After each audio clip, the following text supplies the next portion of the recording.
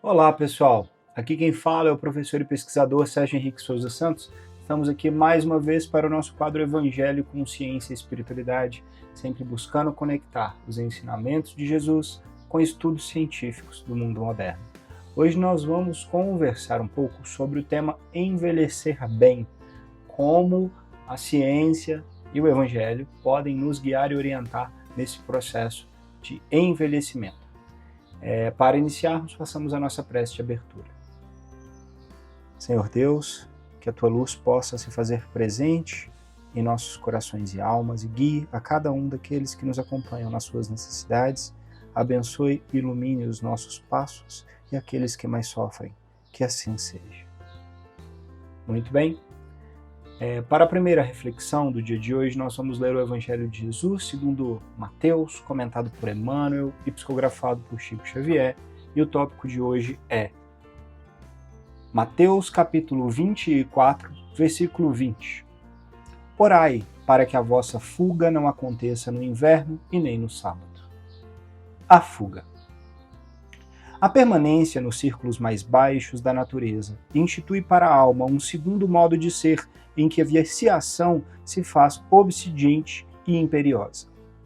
Para que alguém se retire de semelhantes charcos do espírito, é imprescindível que fuja. Raramente, porém, a vítima conseguirá libertar-se sem a disciplina de si mesma. Muita vez é preciso violentar o próprio coração. Somente assim demandará novos planos.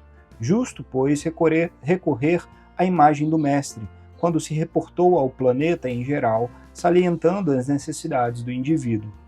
É conveniente a todo aprendiz a fuga proveitosa da região lodacenta da vida, enquanto não chega o inverno ou os derradeiros recursos do tempo, recebidos para o serviço humano. Cada homem possui, com a existência, uma série de estações e uma relação de dias, estruturadas em precioso cálculo de probabilidades.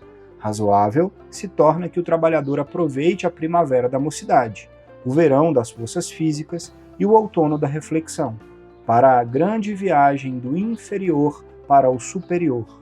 Entretanto, a maioria aguarda o inverno da velhice ou do sofrimento irremediável na terra, quando o ensejo de trabalho está findo. As possibilidades para determinada experiência jazem esgotadas. Não é o fim da vida, mas o termo de uma preciosa concessão. E naturalmente o servidor descuidado que deixou para o sábado o trabalho que deveria executar na segunda-feira será obrigado a recapitular a tarefa. Sabe Deus quando. Que assim seja. Bem, esse evangelho é muito didático e muito direto, né? Se nós deixarmos para o sábado, ou seja, para mais tarde, o que nós temos que começar hoje, estamos assumindo um risco de que não teremos tempo de trabalhar e fazer o que precisa ser feito. Deus nos dá a chance de estarmos aqui na Terra, de vivermos aqui, para podermos evoluir, melhorar. E as estações da vida são para todos, ninguém vai ficar para semente, todo mundo vai morrer, desencarnar, perder esse corpo.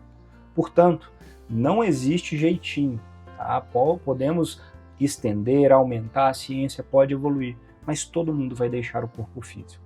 Na prática, isso significa dizer, já que o objetivo final é evoluir, fazer o bem, aprender a ser melhor, e nós temos uma existência inteira aqui na Terra para fazer isso, vamos deixar para quando nós já estivermos idosos, sem ter forças e às vezes sem ter condições de fazer o que precisava ser feito? Não faz sentido. Então, deixar para o sábado pode ser um risco em que vai nos obrigar a não conseguir mais cumprirmos a tarefa e a missão que aceitamos e assumimos para essa vida. Então, quando Jesus nos fala, e Emmanuel comenta muito bem, que nós temos que aproveitar, né, a primavera da mocidade, o verão da juventude, do adulto, com forças, para poder trabalhar e fazer o bem, vencer as nossas fraquezas. E quando ele fala vencer as fraquezas, ele deixa muito claro, é necessário esforço. Se nós formos fazer só o que nós desejamos, nós vamos sempre sucumbir às vontades e desejos carnais do mundo, do corpo físico, e não da alma. Nunca evoluiremos sem ter esforço e até mesmo dores e sofrimentos no sentido de abrir mão daquilo que a gente deseja para fazer o que precisa ser feito. Muitas vezes o que a gente deseja vai se conflitar com o que é necessário ser feito. E para fazer o que precisa ser feito e termos paz agora e depois dessa vida, temos que ter disciplina, disciplina e disciplina. Fazer o que precisa ser feito, querendo ou não, a gente tem que cumprir, né? Mas Deus nos dá o livre-arbítrio também, ou seja, nós podemos escolher não fazer.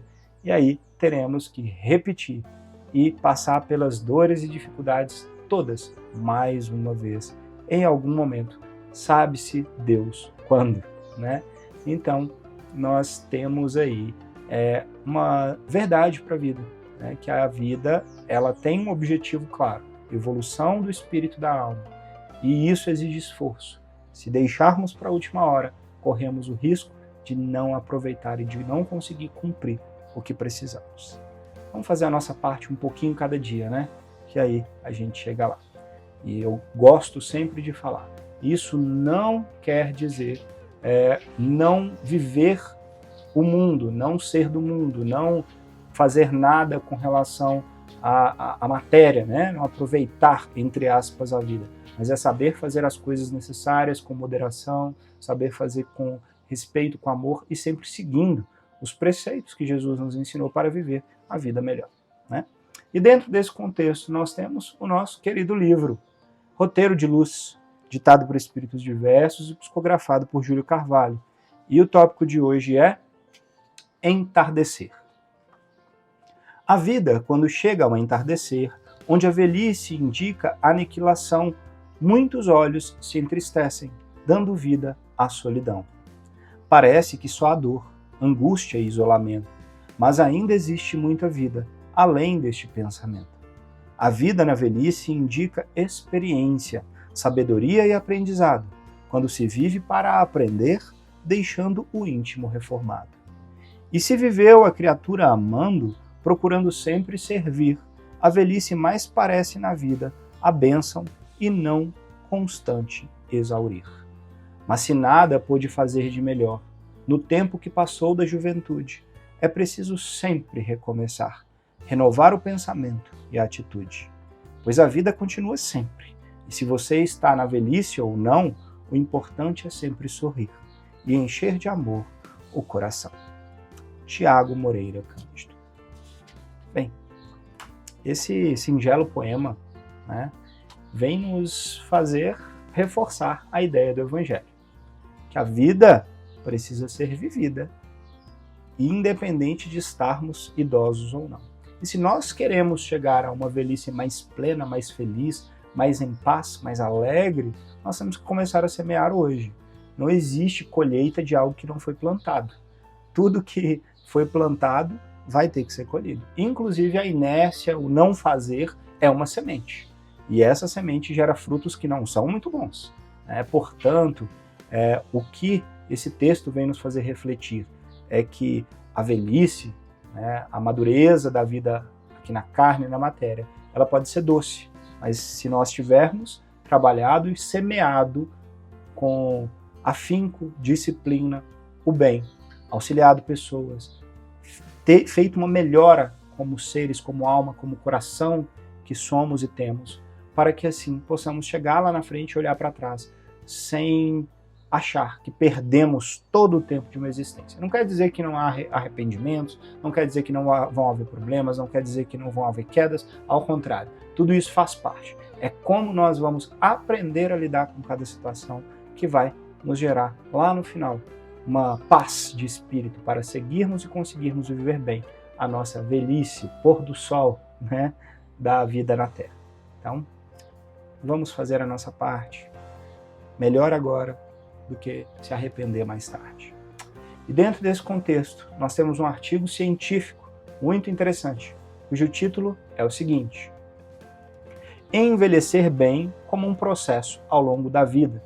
Esse artigo científico foi publicado no journal ou na revista que tem como título Educational Gerontology, que quer dizer gerontologia educacional, pelos autores Galit Nimrod e Edith Bensham.